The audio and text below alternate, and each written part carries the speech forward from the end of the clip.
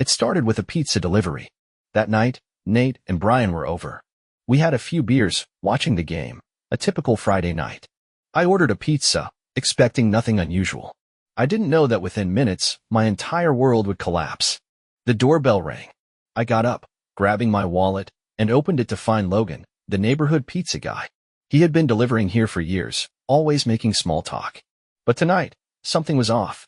His face was tight, like he was debating whether to say something. "You okay, man?" I asked, frowning. He exhaled and lowered his voice. "Look, Edgar. I don't know if I should even say this, but a few nights ago, I delivered to a house on Crestview. Some guy answered the door. But there was a woman inside, too. I recognized her. He met my eyes. It was your wife." I felt my stomach drop. "Sarah? My Sarah?" I let out a short laugh, shaking my head. "You must be mistaken." Logan sighed. "I wish I was. But I know what I saw." My throat went dry.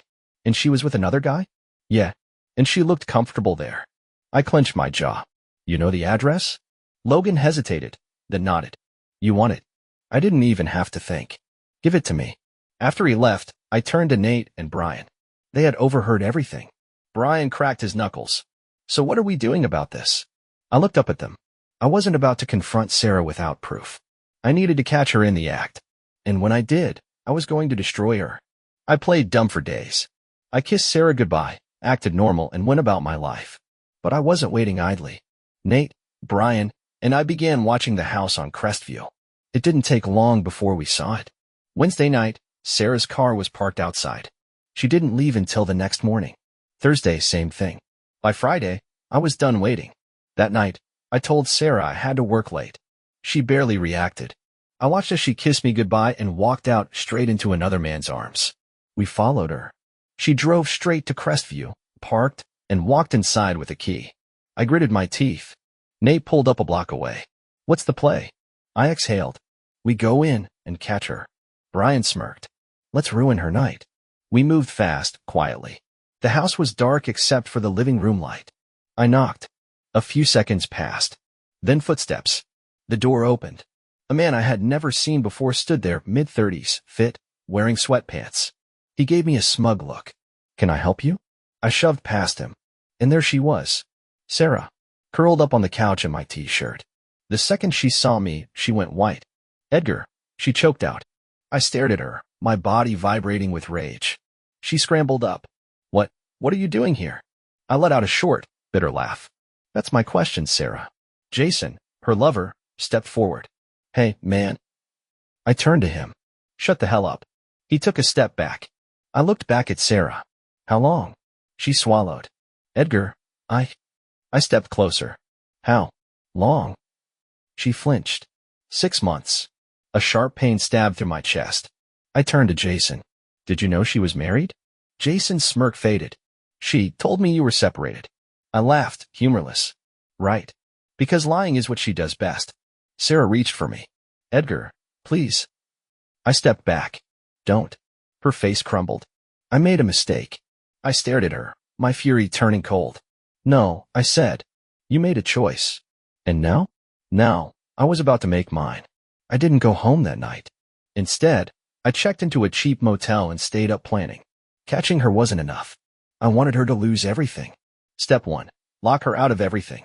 Before she woke up, I froze our accounts. Every credit card she had? Canceled. Step 2. Expose her. Sarah loved her image. The perfect wife. The perfect life.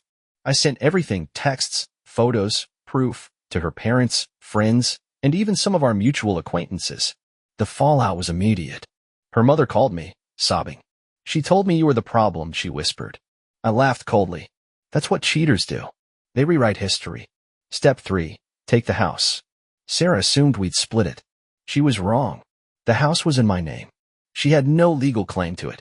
The day she came home and found her things packed in boxes on the porch, she lost it. She called, panicking. "Edgar, what the hell is this?" I took my time responding. "It's exactly what it looks like. You don't live here anymore." She let out a bitter laugh. "You can't be serious." "Oh, I'm dead serious." A pause. Then, a quiet, trembling voice. "Where am I supposed to go?" I smirked.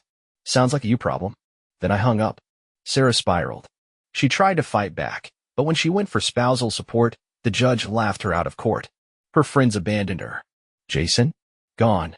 He had never wanted to be with her. He just liked sleeping with another man's wife. She had nothing, and she knew exactly who to blame. One night, I was sitting in my new apartment when my phone buzzed. Sarah. I let it ring. She called again. And again. Finally, I answered. Her voice was broken. Why? I smirked. Why what? Why did you have to destroy me? She whispered. I swirled my drink, leaning back. Because you destroyed me first. Silence. Then, a quiet, shaky breath.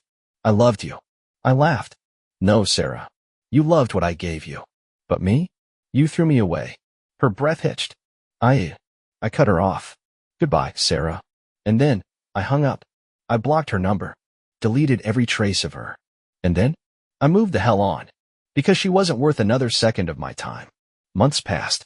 I rebuilt my life. New home. New job. Sarah? She faded into nothing. Last I heard, she was broke, living in some crappy rental, completely alone. Her perfect life? Gone. And me? I was finally free. She thought she could betray me and walk away unscathed. She was wrong. I didn't just leave her. I destroyed her. And I never looked back. Thank you for listening to the story to the end. Please like, share your thoughts, and subscribe to the channel.